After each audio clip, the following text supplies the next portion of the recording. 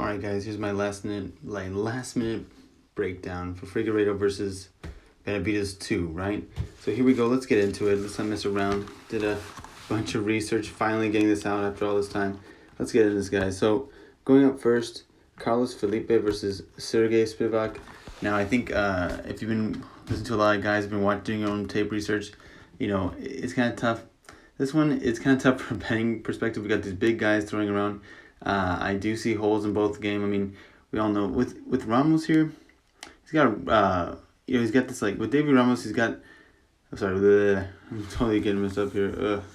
Carlos Felipe here. So, this is this guys. Let's get it done. So I feel like with him, he's kind of you see the fluffiness in him, right? He's they're both young. Both these guys 25.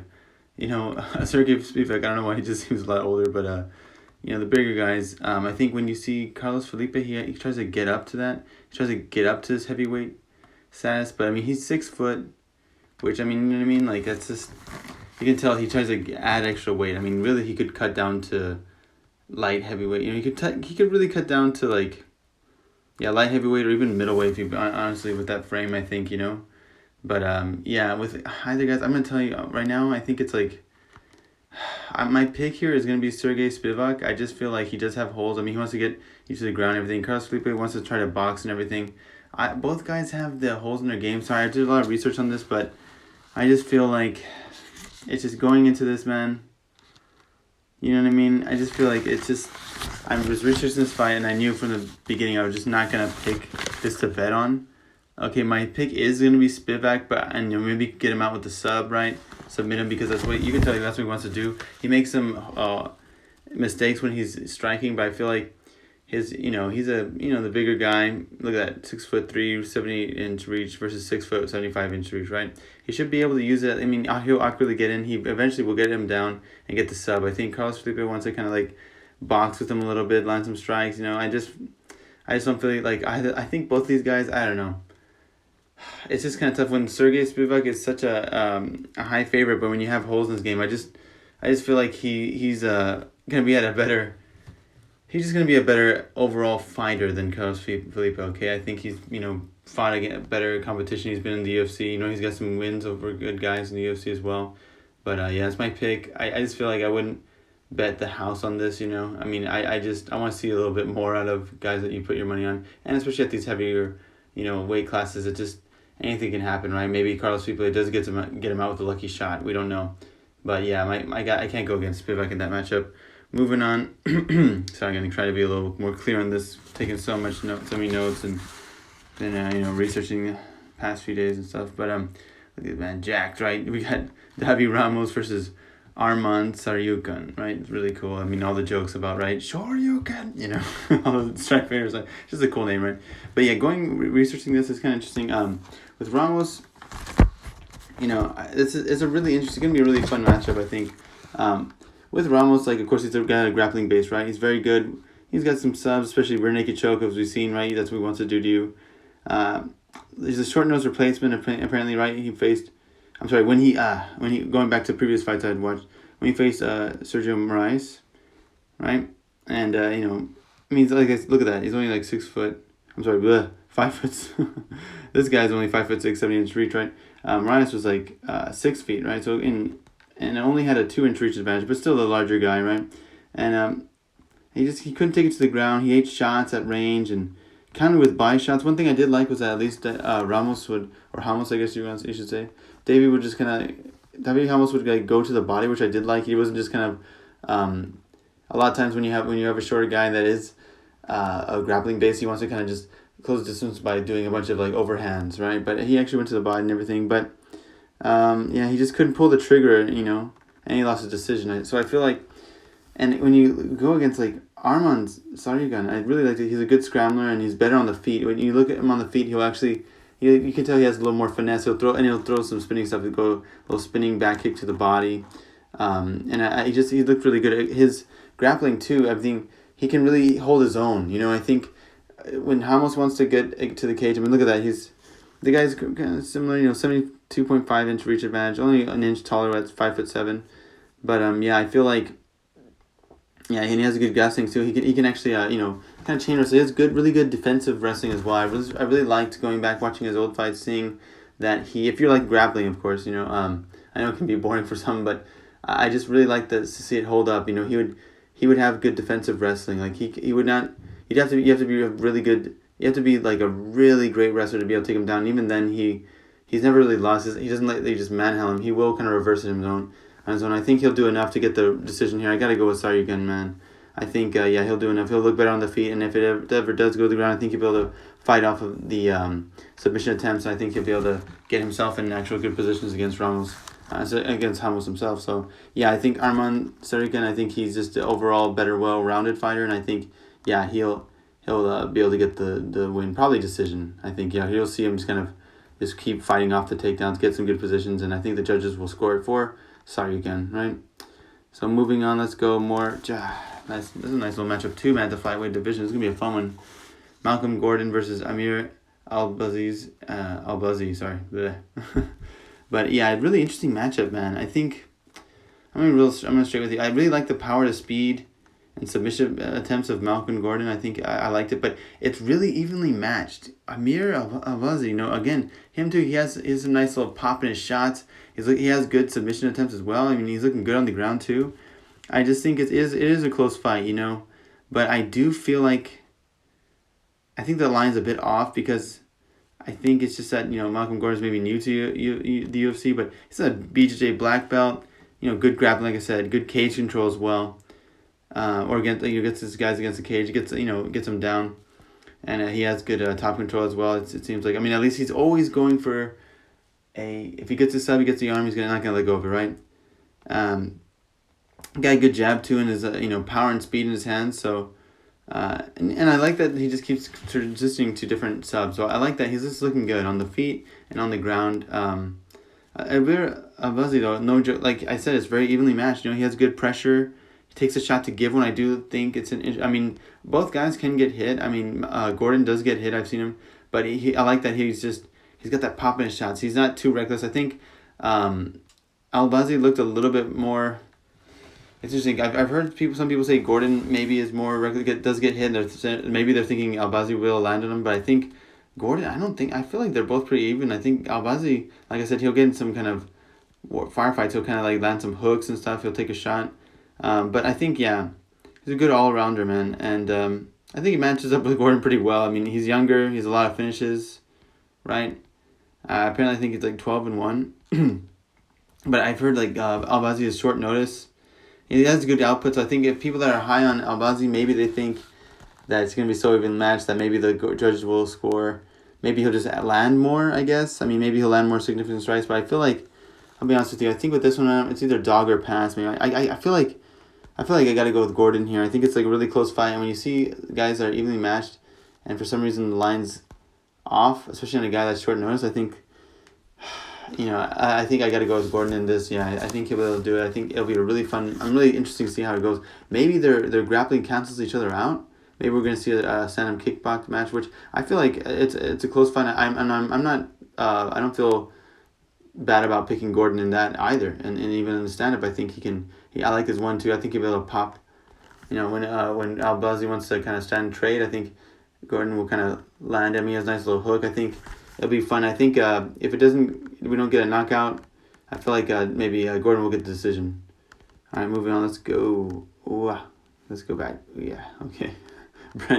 Brett Johns, yeah, man. Brett Johns versus Montel Jackson coming up here. Okay, come on, man. What the hell is this thing? All right. My phone's not doesn't want to work with me. Okay, whatever. So Brett Johns versus Montel Jackson now. Brett Johns, I think, he's been a pro since 2012.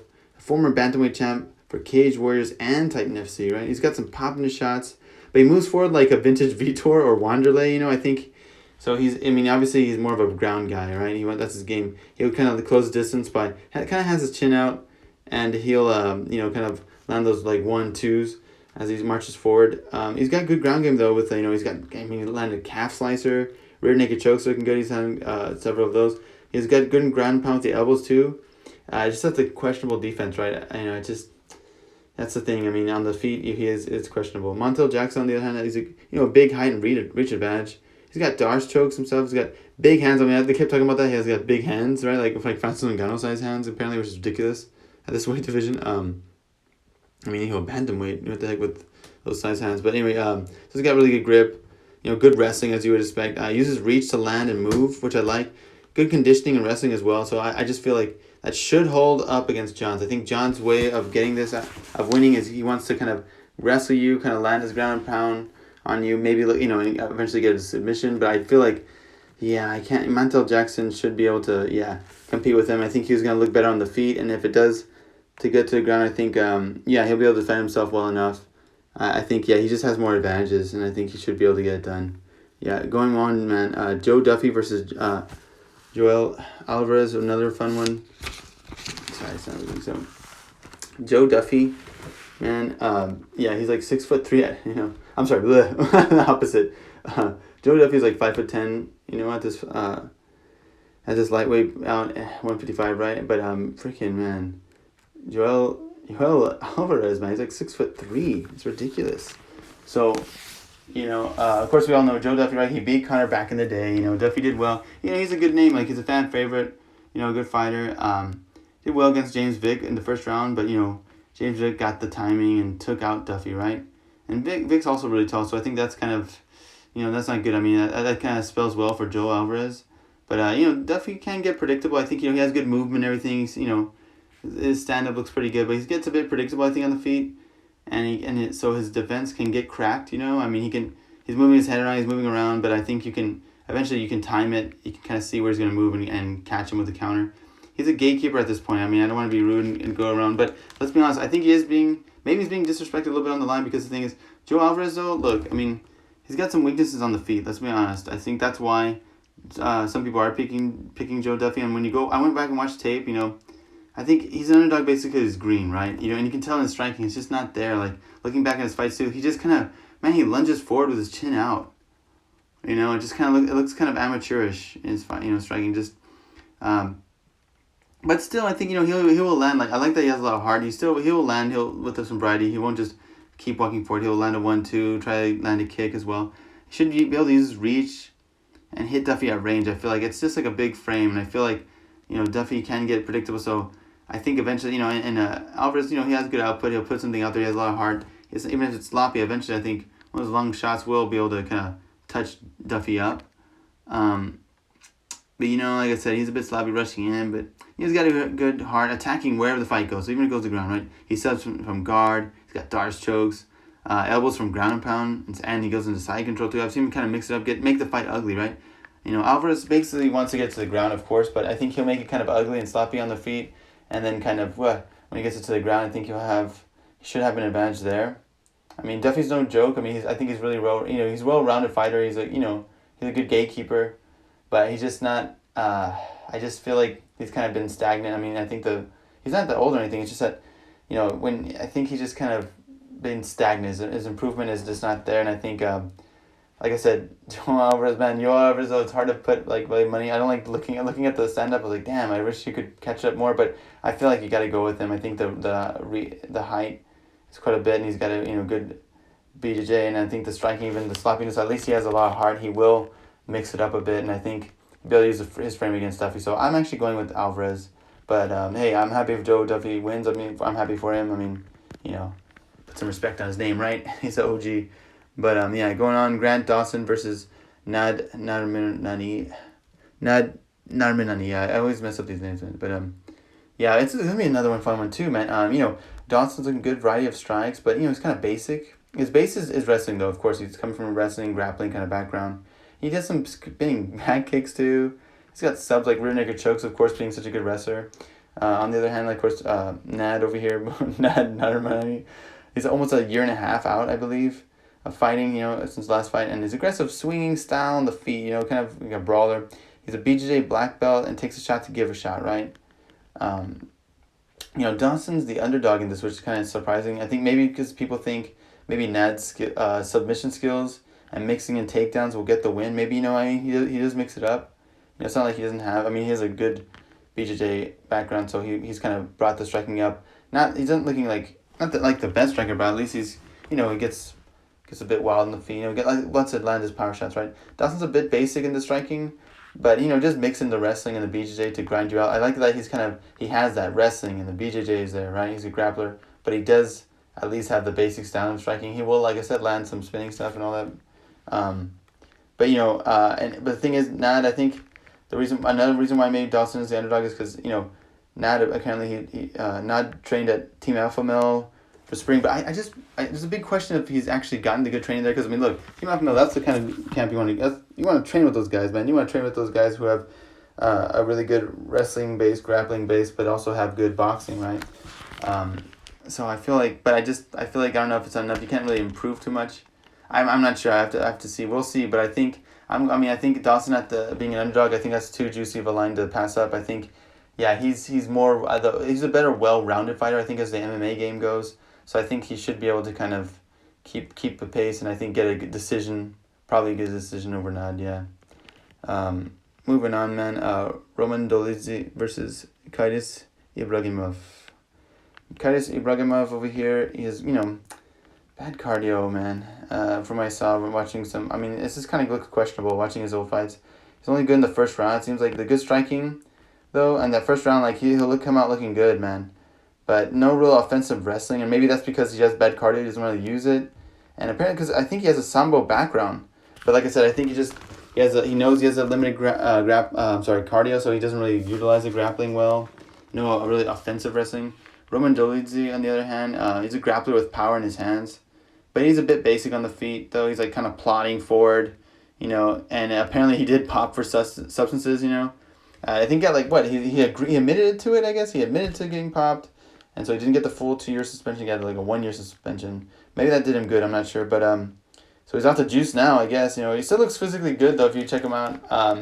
You got to research your stuff, go on social media and whatnot. But, he still looked good. And who knows, maybe this time away, maybe it didn't benefit, but I don't know. You can't, dude, you can't be putting your money in guys with bad cardio. It's just a red flag. And so especially when Roman Dolidze has looked good, right? You grapple with power in his hands. He doesn't have that cardio issue that Ibrahimov does. If Kairis Ibrahimov is going to win, he's going to get in the first round, right? But I feel like, Roman Dolidze should be able to weather the storm and just kind of grind him out, right? So I got to go with Dolidze over here. Now we're in the main card, guys. Boom. Let's go down here. All right. So we're in the main card. Look at that. Now it's working. Come on. All right. So it's what a nice fight to come up for this main card, man. Alexander Pantoja versus Askarov. Now, really interesting. Now we all know, man, Pantoja's no joke. He's legit. He's good stand up and BJJ. He takes a shot to give a shot, but I think he's got power in the hands, as we've all seen, right? He's fought the who's who in the division, and I like that he mixed. The good thing about his power shots too, he's not just sitting there and waiting to land that power shot. He mixes in. He peppers in shots, and then he'll land a power shot, which I really like. That's why he kind of hurts you, because you start to get those peppering you. You think, okay, I'm gonna stand and trade with him. I'm taking these shots, and boom, this power shot comes out of nowhere. So the stand-up's looking good. Askarov, though, yeah. They're pretty evenly matched. Look at that. Reach is 67.5 for Pantoja, 67 for Askarov, 5'6" for Askarov, 5'5" for Pantoja. Pantoja's only 30 years old. Askarov's 27. But I think Askarov is just kind of, so they're kind of different. So Pantoja's different because he's well-rounded for the MMA game, right? Good stand-up, good ground game, right? He has the BJJ. He wants to really get you to the ground. He wants to choke you out. It's just that he's leveled up his striking to where it's just as good as his BJJ. I feel like it's just he's well rounded. It's good. Askarov's more like a specialist. He's more like he's he's got some striking. He's got 1-2s, but basically he wants to get a hold of you. He wants to wrestle you, right? I just feel like just betting on that. I think and Pantoja's the more well rounded fighter. He's fought the who's who, and I think the wrestling of Askarov has looked really good. Obviously he's a specialist, but I feel like wherever this goes, I feel like Pantoja just should be able to have the advantage, actually, So I feel like, you got to go with Pantoja in this. I feel like he get a decision if he doesn't, knock him out. But let's go into ladies fight here. Man. Ariane Lipsky versus Luan Carolina. I just feel like, with this one, Lipsky can get ragdolled, but, we've seen it before, but she has aggression. You know, that's one good thing. Like, she's like, you know, violent girl, man. Despite her looks, Luana is tall though. That's one thing, and rangy with her Muay Thai. Like, she has a Muay Thai style. Lipsky, I think, is more well-rounded of the two. Even though she's gotten ragdoll before, I think, like, because she actually, at least she has a ground game and striking. We've seen it. I think Luana is more like a Muay Thai striker. So, I mean, who knows? You know, look at that last fight. Like, look, Molly McMahon got beat by Santos. Santos looked great. Maybe, you know, if Luana can up her game. But from what I've seen, yeah, if she should be, I think in the striking, I think Luana should have the advantage, just like maybe the crisper striker. But I think Ariana is just more well-rounded, I think, as far as MMA fighter goes. I think she should be able to get a decision. But like I said, it's a really tough one, man. We don't know. Who knows? Maybe Luana will come in looking good. Maybe she'll let the hands go and like just use her Muay Thai to really pick Ariana apart. So I'm not personally, I don't think I'm going to really bet it. I mean, it's, you know, women's MMA is really tough to bet on because a lot of times they will go to decision. And it's just, if you don't know, we just don't know, man. But yeah, I think I'm going to pick Lipsky in this, man. But I'd be I'm just really interesting to see how these ladies match up to one another and who can really put their game, you know, or utilize their game against the other. Going on, man. Yeah, that's a good one too. So we got Mark Diaz versus Rafael Fiziev. Bleh, messed up the names again. But man, you know, this one, I think Diaz, you know, he's a, I mean, he's a, you know, look at the look, man, the red mohawk. He's got that flashy style. He's like a really, it's like what the kind of video game character you'd pick, right, in a fighting game. But you know, I think he's fought the who's who, man. He's fought tough opponents. He looks great, in great shape and buff now. Like, I mean, if you look, even now, he still looks good in shape. Big variety of strikes, you know, that's what I like. He just lands spinning shit. Has takedowns too, you know, so I like that. He's not just some kind of guy who has no ground game. He will land takedowns. He'll time it, you know, go for a double leg. But you know, he can keep his distance. Like, the thing is with him though, like, I feel like when I'm watching back his fights and some of his highlights, you know, because, you know, he's got some good stuff, man. He's an entertaining fighter, right? Fan favorite. I think if you can pressure him, I think the way to beat him, like, when he lost, it's like he's getting pressured, right? Like someone that, maybe if you're a great wrestler, or maybe, right? Or maybe if you're just a guy who has like this really good the really great fundamentals, and you're able to just get in the pocket, maybe outbox him, just, you know, don't let him utilize his game. Almost kind of like, it's like the blueprint to beat Uriah Hall, because Uriah Hall, if you let Uriah Hall land some spinning shit, right? All these other guys, you know, anyone. I mean, Adesanya, anyone that has, you know, anyone that has a nice traditional martial arts or any kind of flashy stuff, if you allow them to get in the groove, right? Like Taekwondo, you know, if you allow them to land that spinning shit, you know, but the thing is just take the way. But I think, so we're wondering, can Rafael Fiziev, can he do that? He was in Road FC, so he hasn't really fought the best of competition. I mean, it's not like it's bad, but I'm just saying it's not to the degree that Mark is, right? You know, he's got Muay Thai. He trains in Thailand, man. I was watching it. It looked really good, though. Like, his training videos and stuff, too. He's training in Thailand. He mixes up the punches and the kicks. I mean, just as you would expect from a Muay Thai fighter. His power in the hands, too, throwing hooks. This is a typical Muay Thai style, right? Throwing those hooks at top, goes to the body, lands a low kick, right? He'll land a kick to the body as well. I think he mixes up, but like I said, I just feel like, I mean, he could. Maybe he mixes up. Maybe his fundamentals are there to where he can kind of mix it up enough to give Mark some problems, but I don't think so. I think Mark, he'll have maybe the wrestling advantage. I think he's fought the better competition, and he's got some crazy spinning shit himself. The kind of guys, if you're a guy, for Rafael to beat you, I think if you're gonna lose a Rafael, it has to be like to where you allow him to get his Muay Thai going, and you're just like have your hands down, can't really deal with that kind of pressure. You know, like if you're the thing is, like, if Mark was just a pure, and I love Taekwondo, but it was just pure Taekwondo without mixing it up, without kind of adjusting. But he's not. He's fought in MMA. He's not gonna just kind of have his hands down and just try to land kicks to your legs with the hands down and try to wait for a perfect spinning back kick on you. No, he's gonna mix it up. He knows when he's gonna try to time the spinning shit on you. So I gotta go with Mark in this, man. DKC for the win, right? Jack Hermanson versus Calvin Gaston. And Calvin Gaston's a big favorite in this. I just feel with this one, man. I mean, we all know, right? It's just like, you know, I think we all know where they're at in their careers. I think, I just feel like Jack Hermanson is really good, right? He's got rear naked chokes, close distance to stand and trade a bit. He's a bit wild, though, when he does that, right? He's got good ground and pound with some subs. You know, he's an awkward style that, I feel like this awkward style can either hurt hurt him or help him, you know? I think that's why he's hard to read. Like, you know, he just has an awkward turkey jerky style. He's got some length, reach to him. Look at that, 77.5-inch reach, 6'1", you know? He's got a good reach for the division, I think, you know, pretty good. He's got those long arms, and he's always in good shape, you know. He looks like a strong guy because he is, you know, that's what he's wrestling. It's his bread and butter. He wants to do that to you. But Kevin Gaston, right, as we all know, right, he's got the speed and power in the hands, man. You know, he should be like at welterweight, really, but, you know, he just cannot make it. His balloons up. I don't know why he just can't cut down the weight. But the one good thing is that, you know, he has the speed of a welterweight, right? So he's got that for him, man. You know, you have to wonder where he is at middleweight division, though. You know, I just feel like, but like I said, he should use his fundamentals, and he should be enough to light up Jack. I mean, I'm being honest with you, man.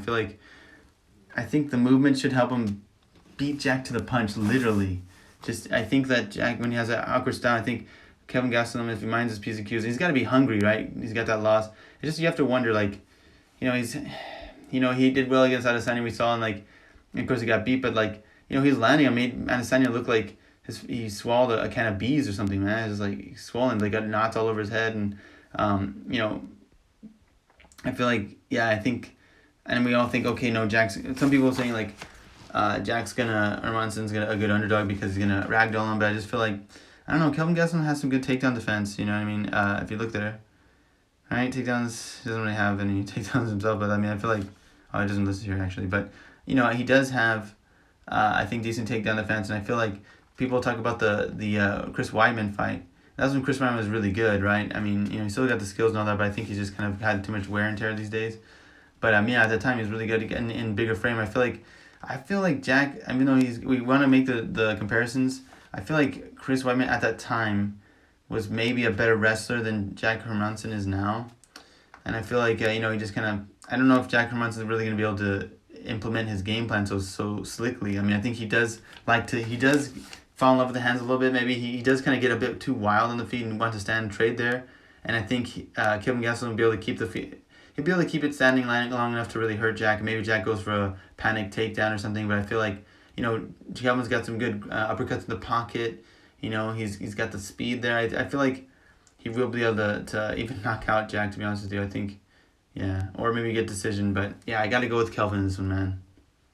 I'm going to the main card. The main event.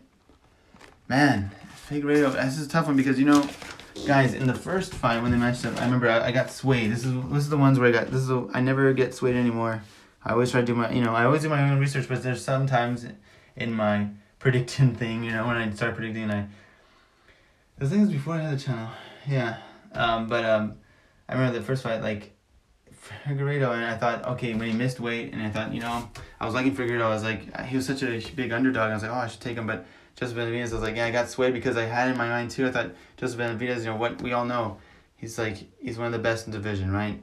He's got that, you know, he's got the good striking, the movement, the speed. He's got the good takedowns, right? I thought he could mix it up. I was like, you know what? If he minds his P's and Q's, if he stays on his game plan, if we see the best Joseph Benavidez come out here, I feel like now he'll be able to utilize his game plan and be quicker to punch. But there's a part of me, to be honest with you, when the first fight was announced, my pick was Figueiredo, and I got swayed because of other people, and that's my own fault, right? I mean, that's my own fault. I was like, he missed weight, he's powerful, you know, he's got BJJ as well, but I was on the feet. I was like, I remember looking back at his old fights, I was like, when I was reviewing tape, right, and even watching highlights too, I was like, I just kind of get a feel to refresh my memory. I was like, man, I remember, I was like, it's looking so good, dude. I feel like, and then he missed weight. I was like, oh man, he's gonna be the bigger, stronger guy in there. I was like, I don't know, can Joseph Benavidez avoid all that power? I thought I'd get beat up. I didn't know he was gonna get beat up that bad. I didn't know Joseph Benavidez was just gonna rush in there like that. So here's the thing: if Joseph Benavidez, I think he'll learn from that mistake. I think he'll make the adjustments. I think maybe the lines. He's getting disrespected. I think maybe a little bit because I feel like people are thinking, oh man, oh no, he got starched. He's just done. No, that's it. It's like, dude, you know, people can learn, and Joseph Benavidez still got the. I mean, look, he's still good. It's just that bad execution. But I'm telling you guys, I feel like Figueiredo made way too, and I'm feeling like I'm still leaning towards Figueiredo, guys. I'm leaning towards Figueiredo. I should have picked him. I should actually bet on him. My pick originally was Figueiredo in their first meeting, and now we have the rematch. Now I'm going Figueiredo, guys. I think he will. I think Joseph Benavidez will try to adjust. So I mean, I'm not sure he'll get him out just as quickly, but I feel like Figueiredo, we're gonna see him in there, and I think I don't know, maybe he's gotten his number. Like I said, I think it's closer than people think. We'll also have to see. I think it's more up to how Joseph Benavidez going in there. Don't rush in there. Just try to land like that. Mix it up. Mix in the takedowns and everything. But I think Figueiredo will be able to get it done. I think have good enough takedown defense. And I think be able to hurt him before he gets really taken down. And yeah, so I got to go with Figueiredo on this, guys. Good luck. Good luck on the bets. And just, yeah,